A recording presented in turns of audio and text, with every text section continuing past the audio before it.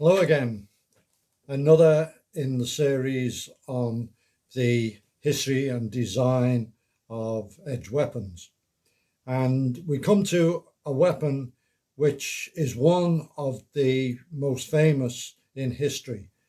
It is an iconic knife, and it's the Bowie. The book I'm going to review about the Bowie knife is this one by Raymond Thorp. And it's a historical book about the period in which the Bowie was developed and the circumstances of its design and the use, and also obviously biographical information about James Bowie. The excuse me.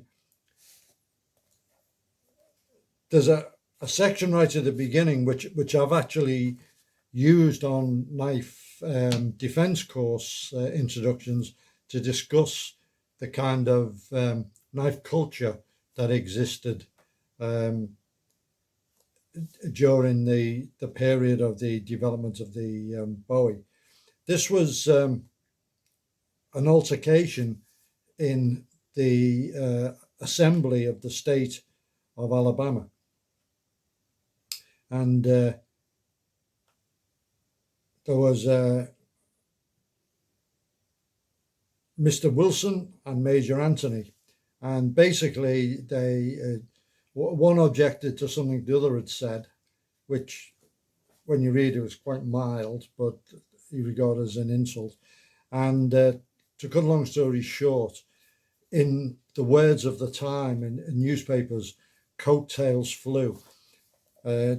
Gentlemen used to wear the frock coats then with big tails, and when they used to go for a weapon, the coattail would fly back. Coattails flew in the assembly, and both men pulled out Bowie knives and started hacking each other to pieces. So this was by no means a rare occurrence in politics, in commerce, and so on, to the point that many states actually ended up enacting prohibitions against Bowies specifically, and they're on the books till today, that prohibited weapons include Bowie knives and in the description. So they were so deadly. And another thing he says is that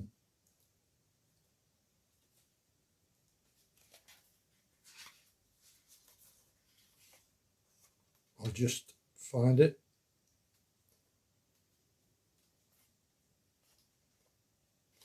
Yeah.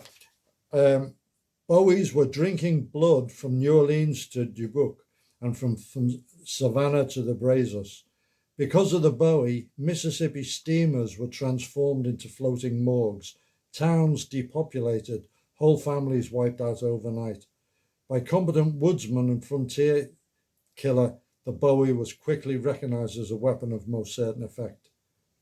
And in fashionable European drawing rooms, the knife became symbol of America.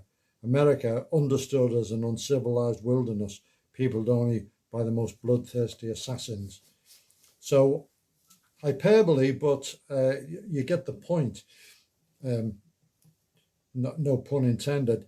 That the Bowie was really a weapon used a lot, offensively and defensively.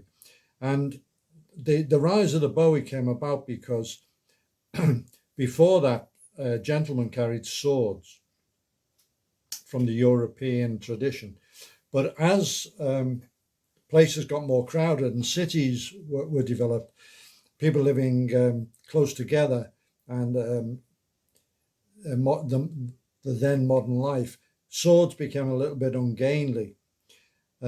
So large knives, which were really cut down swords, were more convenient to carry. And the Bowie was such a design. And they existed as the prime weapon of choice until reliable repeating revolvers were developed. So it was in the span between the sword and the handgun.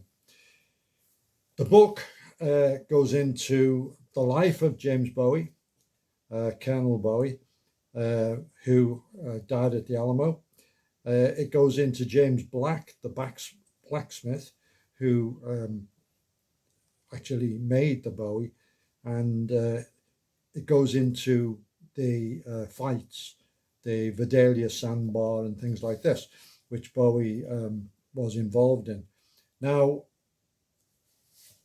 there's a lot of historical reference. It's a scholarly work, so it's not like just a popular glossing over. And Mr. Thorp gets as near to the truth as is possible at this distance in time. So you can make your own mind up on some of the things. He does provide what evidence exists for the various fights and duels and so on.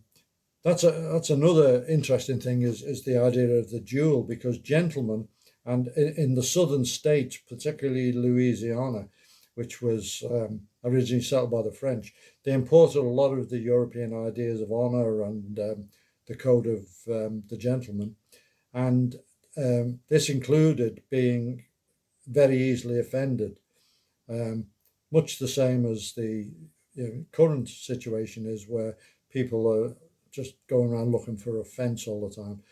But instead of a Twitter storm back then, you would be challenged to a duel.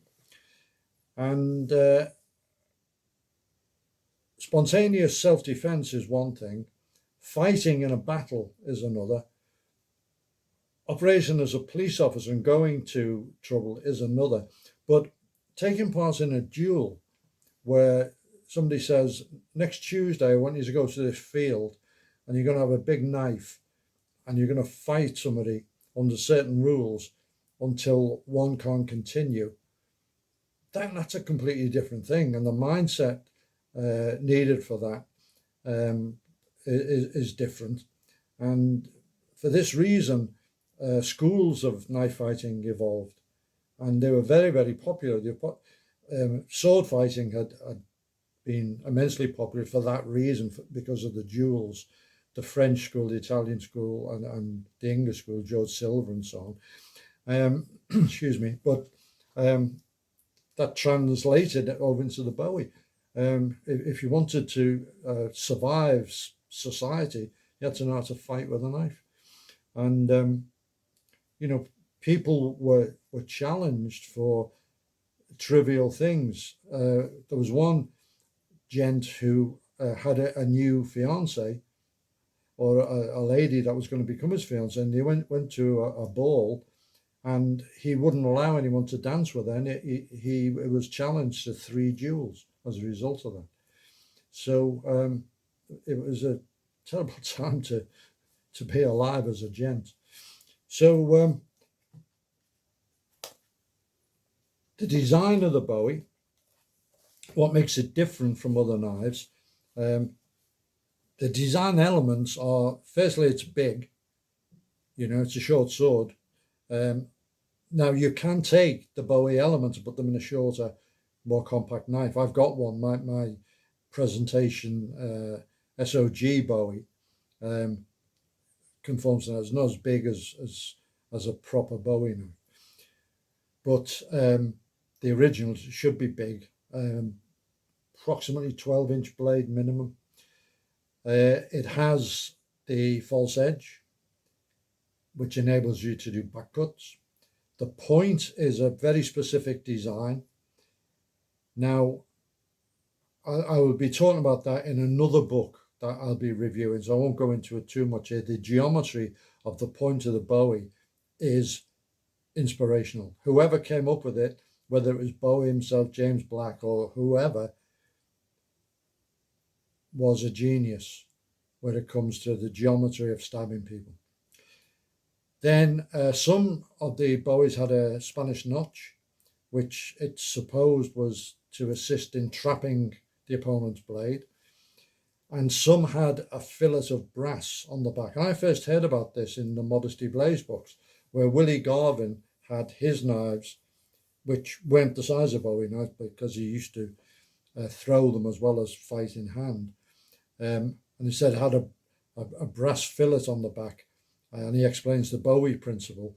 When you're doing blade on blade work, the opponent's blade digs into the soft brass. It doesn't skid off, and it gives you some friction to do a parrying action before a riposte.